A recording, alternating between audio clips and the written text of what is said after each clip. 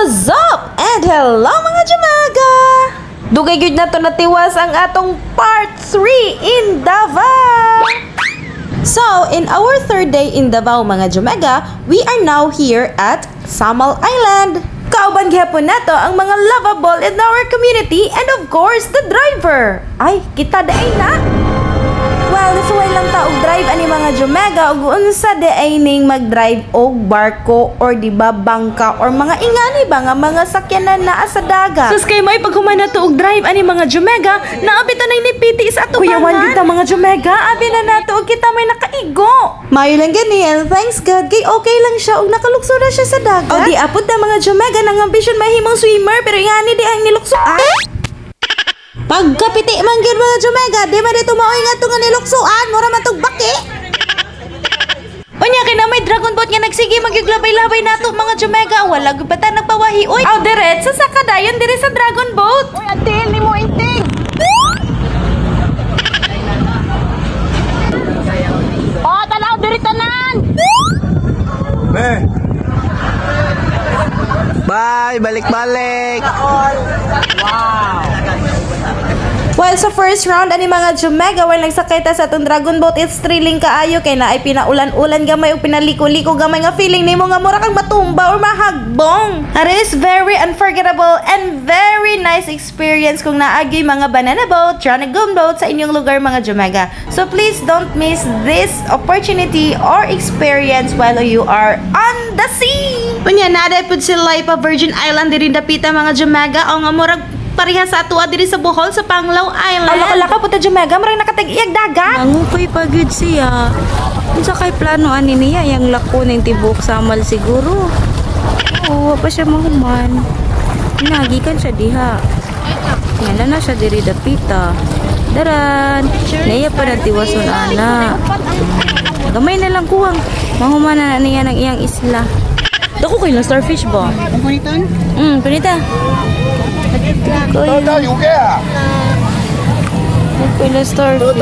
Unya kameraman jud ni Sis Jappy ang kalingaw magsigig uban ani sa dagat kini man mangnaog ning uban nahala mo rami mga Koreano ug Koreani diri napita kauban na mo ang mga Koreano of course. Ay mayo gani kay giubanan ta ni Sis Mutia. Shout out to Sis Jappy and Sis Mutia. Well, na-enjoy ta kaayo sa pagbabad sa init diri sa Samal Island mga Jamaga gapadayon pud og pag-serve og pagkaon karon snacks time. And it's banana barbecue. Barbecue. Barbecue. Banana Q. What? Nagutom na po ni maligo ra ka. Perte. Perte. Perte. Samot na itong nananaw ra. Gigutom gali. Sana lang kaning naligo. Ug mauna ni resulta sa kakapoy sa dagat. Natulog na ang nagbakta sa kadagatan pero ang mata kasiga. Anyway mga Jamaga, mao day ni ang bangka nga naigo sa ato ang gisakyan. Safe ra ang ga-drive ani mga Jamaga kay pagkakita niya nilokso dayon siya sa dagat. Agpana, bugsay. Ug ang nabali is ang bugsay. Bali, agpana. What? After the incidents, nagkasinabot ra sila sa tag-iya sa bangka nga sila ang mobayad ug magpaayo sa iyahang bangka ug gitagaan siya og cash. And representing the team Perte. 1, 2, 3, Perte!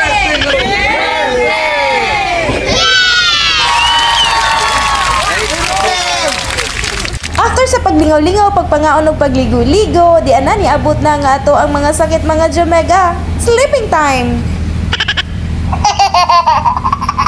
Mura ra gihapon ni sila og nakichika, matalay nagpiyong mga Jamaga.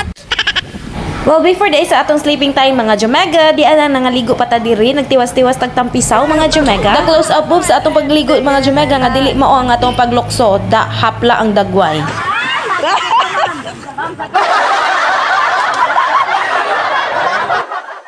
So lesson learned, kung maligo og dagat ug mulukso na ay plano mga Jumega dili day angay nga ipaod ang ato ang dagway. So bisan nagnapauna ni atong dagway sa pagligo-ligo mga Jumega, di bahala na lang kay di ay mga kinalamian kayo mga pagkaon, only food mga Jumega. Well, sa ato di ay Samal Day tour mga Jumega, busog to the max gyud ang atong adlaw ani. From AM snacks, from lunch, then napay PM snacks until nga maulita na agyapon tay pagkaon. Mauni na kalami basta maglaag na adjay kaon daghan. Mauning di ta magniwang mga Jumega kay only food. Makalingaw gyud maglaag mga Jumega basta daghan mo sa grupo kay bisan unsa na lang ang inyong pambuhaton. And part of the Samal Island hopping tour is moarita diri sa ilahang Wishing Island. Ang ilang giingon once nga makadong daw dinhi sa Wishing Island, tanan daw nimo nga gi-wish is matupad. Mao nang dali-dali gyud naog mga Jumega kay daghan ta kaayog i-wish. Sana all matupad.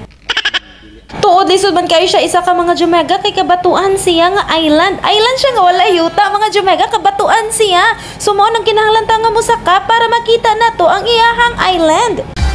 Wishing Island.